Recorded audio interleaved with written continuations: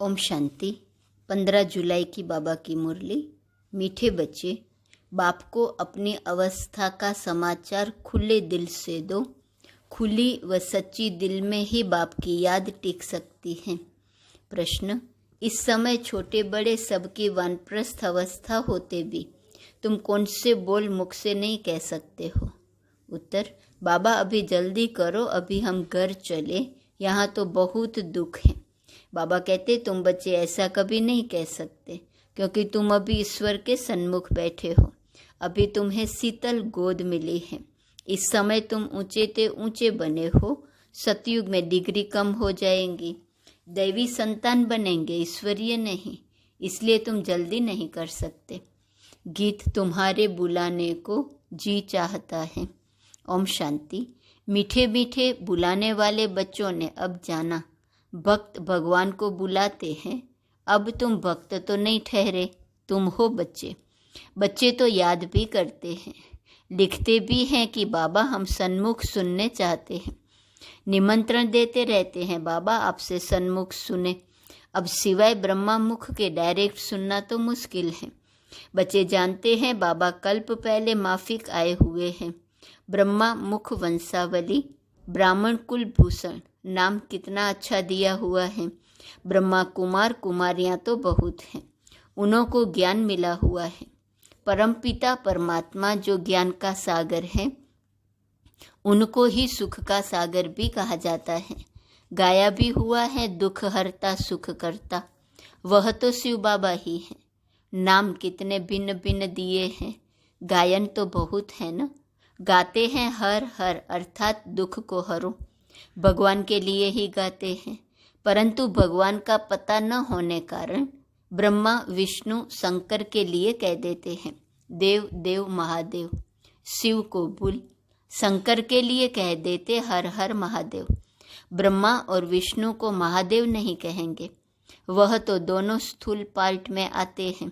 शंकर सूक्ष्म वतन में ही रहता है। दुख हरने वाला पतित पावन तो एक निराकार भगवान है।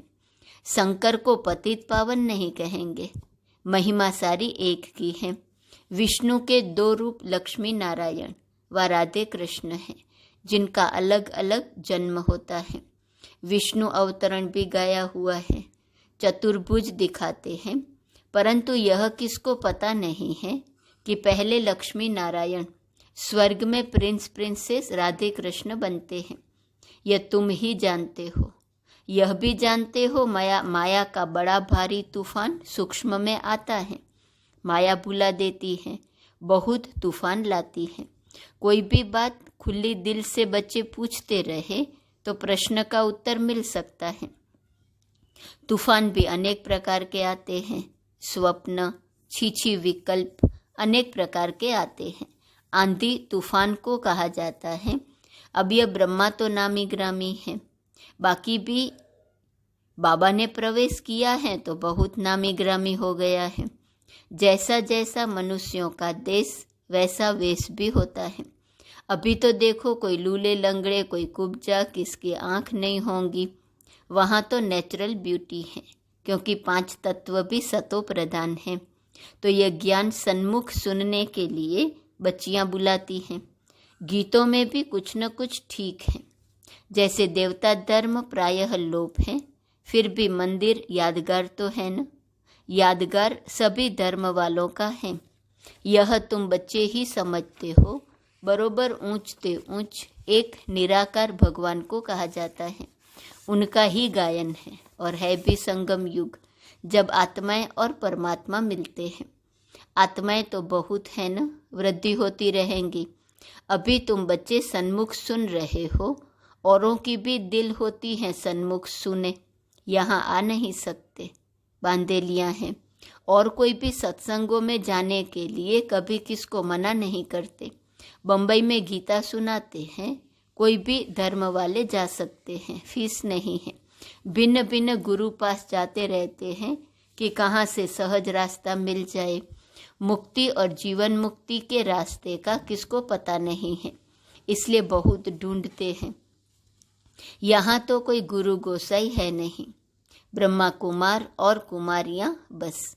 महात्मा कोई नहीं, जैसे तुम हो वैसे यह दादा है, फर्क कुछ नहीं है। वेश आदि में कोई फर्क नहीं है, यह साल आदि भी कभी उतार देता हूँ, परंतु ड्रामा अनुसार यह जैसे ऑफिशियल ड्रेस है, ड्रेस को तो देखना नहीं है। बुद्धि शिव बाबा तरफ चली जाती है और सभी मनुष्य शरीर को देखेंगे। तुम अपने शरीर को भी भूलते हो और इस दादा के शरीर को भी भूलते हो। देही अभिमानी बनना है, इनके शरीर को याद नहीं करना है। शिव बाबा इन द्वारा हमको राजयोग सिखलाते हैं, वही नॉलेजफुल त्रिकालदर्शी हैं। आदि मध्य अंत का राज इस समय बैठ सुनाते हैं। बूढ़ियों आदि के लिए भी बड़ा सहज है। उन स्कूलों में तो बूढ़ियाएं कुछ समझ ना सके, यह सबके लिए सहज है। बाप सिर्फ कहते हैं मुझे याद करो। जैसे मनुष्य मरने पर होते हैं तो मंत्र देते हैं, राम राम कहो, यह कहो।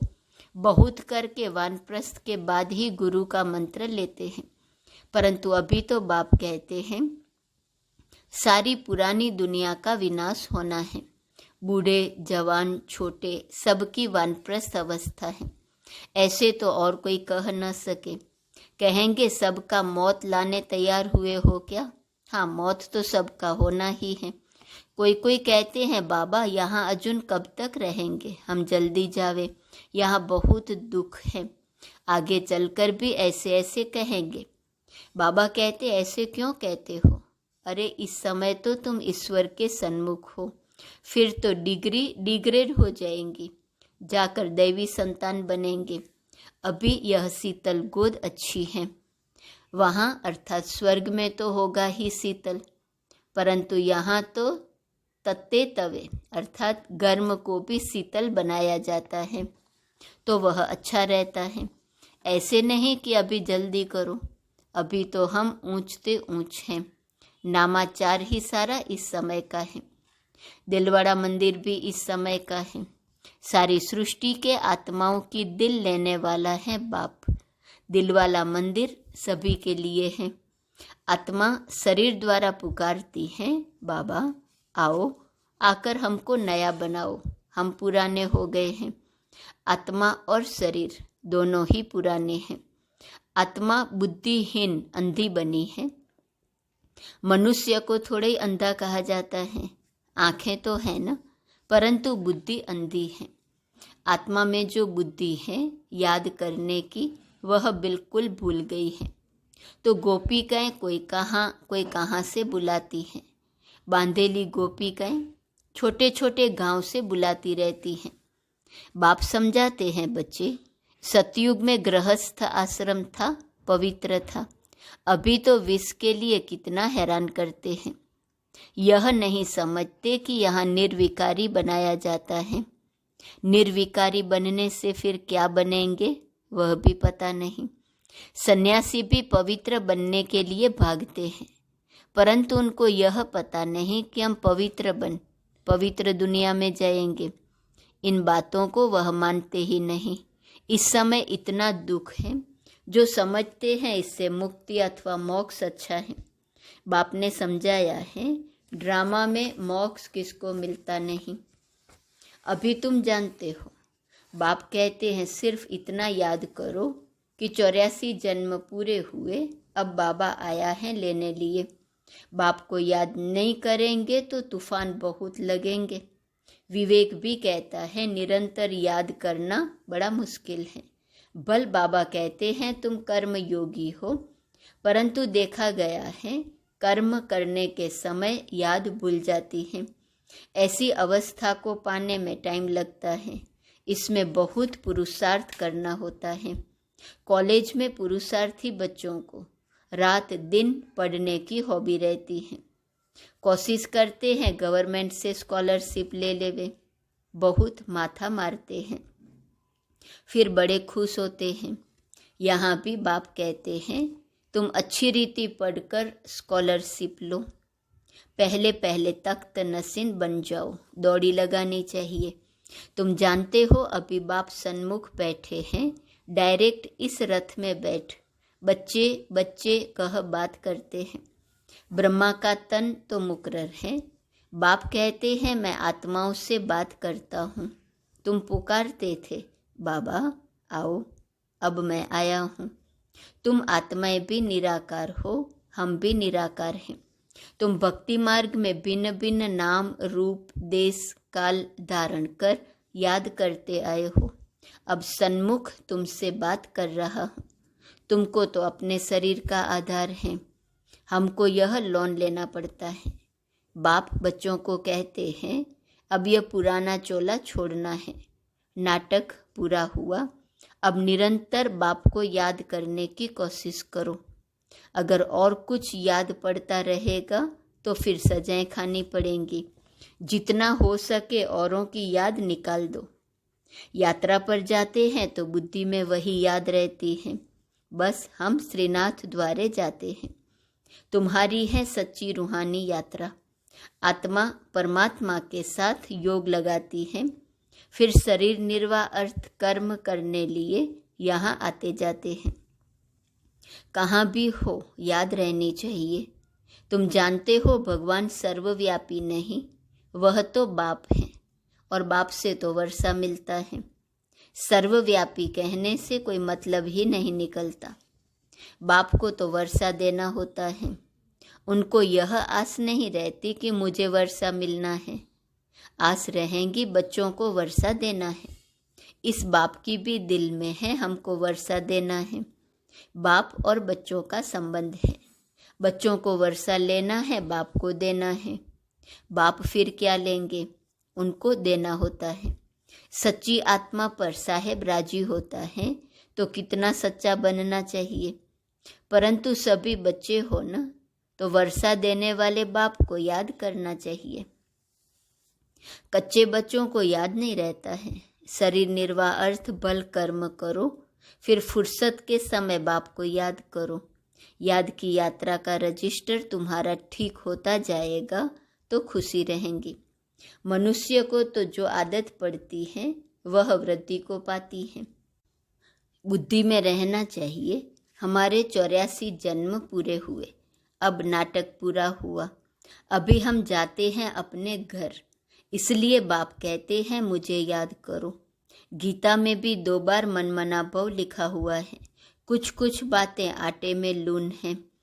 अन्य धर्म वालों के कोई चित्र आदि नहीं रहते हैं, तुम्हारे चित्र हैं। ब्रह्मा का भी अजमेर में चित्र है। ब्राह्मणों में भी बहुत प्रकार के हैं, भिन्न भिन्न नाम रखे हुए हैं। भाषाएं देखो कितनी हैं। बच्चे जानते हैं हमारी राजधानी में एक ही भाषा होंगी, वहाँ की भाषा ही और है, संस्कृत आदि नहीं होती है। बच्चियाँ वहाँ की भाषा आदि सुनाती थी। अब तुम बच्चों को खुशी रहनी चाहिए। हम राजधानी स्थापन कर रहे हैं, फिर वहाँ अपनी भाषा होंगी। यहाँ की भाषाएं वहाँ नहीं हो सकती। ड्रामा की नूंद अनुसार फिर वही अपने महल आदि बनाएंगे। कल्प पहले माफिक। यहाँ यह ब्रिटिश गवर्नमेंट ने न्यू दिल्ली बनाई ना, तुम जानते हो हम दिल्ली नाम नहीं रखेंगे। यह पुरानी दुनिया तो ख़त्म होनी है, हमको नई दुनिया चाहिए। वहाँ तो हीरे जवाहरों के महल बनेंगे, अभी तो वह महल नहीं है। बुद्धि कहती है हम बहुत फर्स्ट क्लास महल बनाएंगे। यह तो छीछी दुनिया है। ऐसी ऐसी आपस में बातें करनी चाहिए। बहन जी, भाई जी, हम तो जाएंगे, फिर आकर अपनी राजधानी संभालेंगे। ऐसे लिबास पहनेंगे। आगे जेवर आदि सब सच्चे पहनते थे। लक्ष्मी नारायण के मंदिर में कितने जेवर आदि होंगे। शिव का मंदिर क्या होगा। शिव का लिंग भी हीरों का बनाते हैं। यह भी समझने की बातें हैं। हमारे शिव बाबा के मंदिर को बरोबर मुसलमानों ने आकर लूटा है, जो भक्ति मार्ग के शुरू में बनाया था। तुम जानते हो द्वापर युग से शिव बाबा के मंदिर बने हैं। आपे ही पूज्य से फिर पुजारी बन जाते हैं। पहले पहले सोमनाथ का मंदिर बना है। सोम रस कहा जाता है नॉलेज को। नॉलेज देने वाला बाप है, जिससे तुम धनवान बनते हो। फिर उसी धन से तुम बाप का मंदिर बनाते हो। पूजा भी तो होंगी न, घर घर में मंदिर बनाते हैं। तुम जानते हो जब भक्ति मार्ग शुरू होगा तो फिर हम पुजारी बन मूर्ति आदि बनाएंगे। तुम बच्चे जानते हो हम अभी आशिक बने हैं मासुक परमात्मा के, उनसे वर्षा लेने के लिए। वह विकार के लिए आशिक होते हैं, यह फिर आत्मा परमात्मा मासुक की आशिक होती है। देखते हो सभी भक्त उनको याद करते हैं। उस मासुक की बड़ी महिमा है। आशिक जो पतित बन गए हैं उन्हों को पावन बनाते हैं। आत्मा ही पतित, आत्मा ही पावन बनती है। अच्छा, मीठे मीठे सिकिलदे बच्चों प्रति माता पिता बाप दादा का याद, प्यार और गुड मॉर्निंग। रूहानी बाप की रूहानी बच्चों को नमस्ते। रूहानी बच्चों की रूहानी बाप को नमस्ते नमस्ते नमस्ते। धारणा के लिए मुख्य सार। पहली पॉइंट, स्कॉलरशिप लेने के लिए अच्छी रीति पढ़ना है। तख्त नसीन बनने की दौड़ लगानी है। कर्म करते याद में रहना है। दूसरी पॉइंट, हम रूहानी यात्रा पर हैं, इसलिए और सबकी याद बुद्धि से निकाल बाप की याद में निरंतर रहना है। याद का रजिस्टर ठीक रखना है। वरदान, निरंतर योगी और पवित्र बन, सर्व विकारों को विदाई देने वाले शक्ति स्वरूप पूज्य स्वरूप भव। बाप द्वारा सभी बच्चों को मुख्य 2 वरदान प्राप्त होते हैं। एक, सदा योगी भव, दूसरा पवित्र भव। जो यह वरदान जीवन में सदा अनुभव करते हैं वह 2-4 घंटे के योगी नहीं होते, लेकिन निरंतर के योगी होते हैं।